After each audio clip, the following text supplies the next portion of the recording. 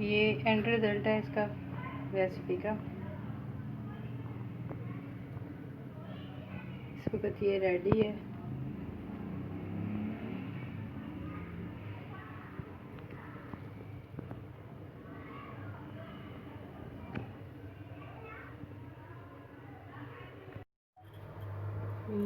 आज हम आलू की भुजिया बनाने लगे हैं। उसके लिए आप ये वाली नाइफ़ भी यूज़ कर सकते हैं। इसको ज़िगज़ैग नाइफ़ कहते हैं आलू की कटिंग के लिए, या फिर रेगुलर जो नाइफ़ है वो भी यूज़ कर सकते हैं। इससे ये कि शेप अच्छी आई थी, इसलिए मैं प्रेजेंटेशन अच्छी आएगी तो ये वाली यूज़ कर रही हूँ। तो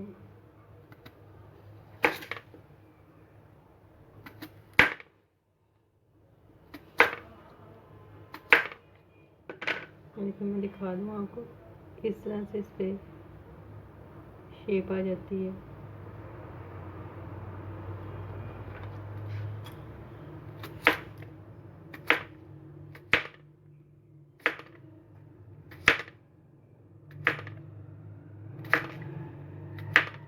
मैं आलू की सबकी कटिंग कर लेती हूँ,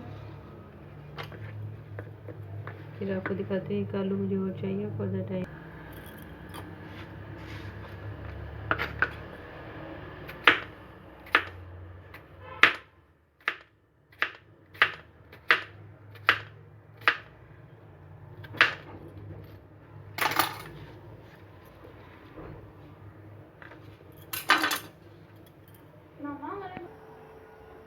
चलिए जी, अब चूल्हा चलाते हैं।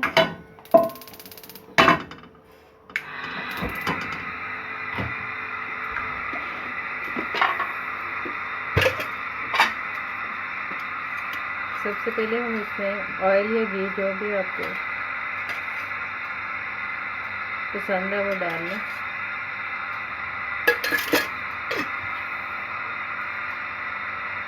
उसके बाद इसमें आप पोटैटो डाल दें, जो अभी आपने काटे हैं।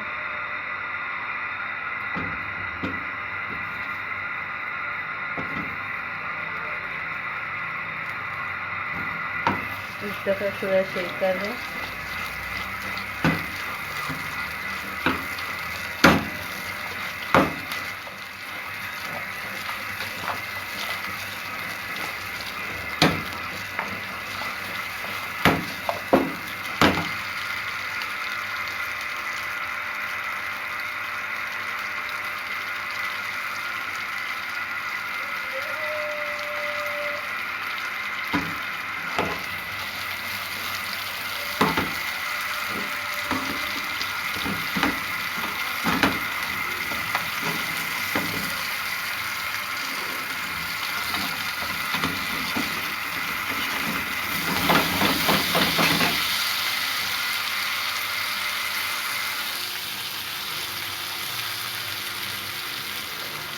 जब आलू की हल्की सी खुशबू उड़ने लग जाए तो इसमें हम पिसा हुआ धनिया डालेंगे।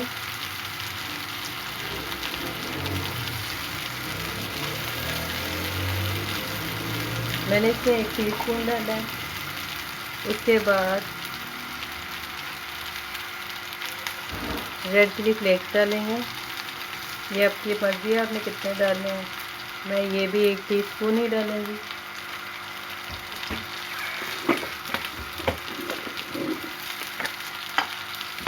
आग इस वक्त तेज़ है, उसको मैं ज़रा फ्लेम कम कर दूँ। इसके बाद सॉल्ट डालेंगे अपने टेस्ट के मुताबिक। मैंने ½ टीस्पून डाला है।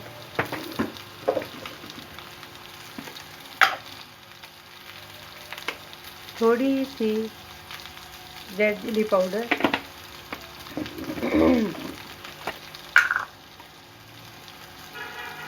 और हल्दी डालेंगे।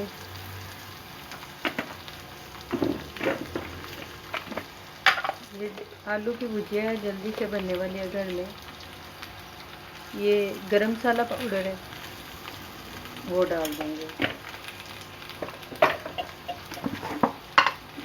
इसके बाद ये कसूरी मेथी है, इसको डालेंगे। यूँ आप अच्छी तरह हाथों से मसल के यूँ डाल दें।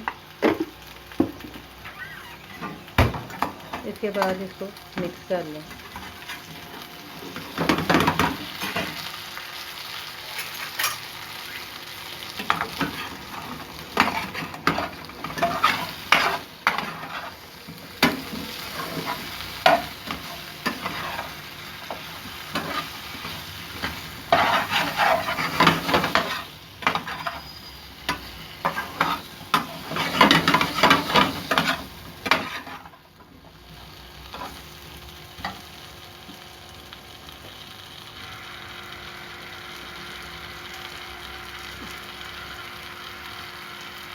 अब मैं थोड़ा सा पानी डालूँगी।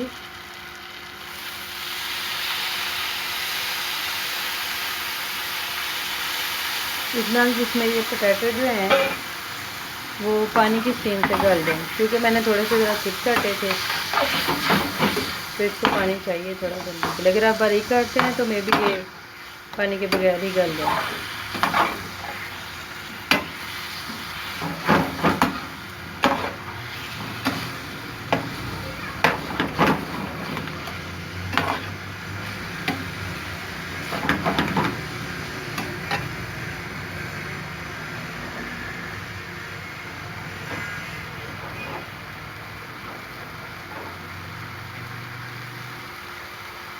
अब मैं इसमें ये ग्रीन चिली ऐड करूँगी।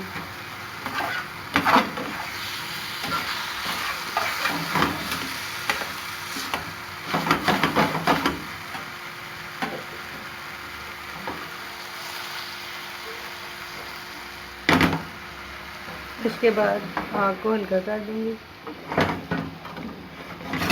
और इसको कवर कर दूँगी अच्छी तरह से, ताकि ये स्टीम में अच्छी तरह पक जाए। ये देखते हैं, थोड़ी सी देर के बाद आप चेक करते रहिएगा।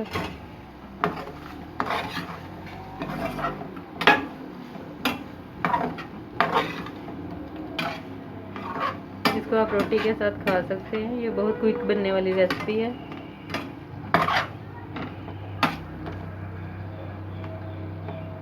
वैसे भी केचप डाल के ऊपर खा सकते हैं, तो ये आपको चिप्स जैसा टेस्ट देगी।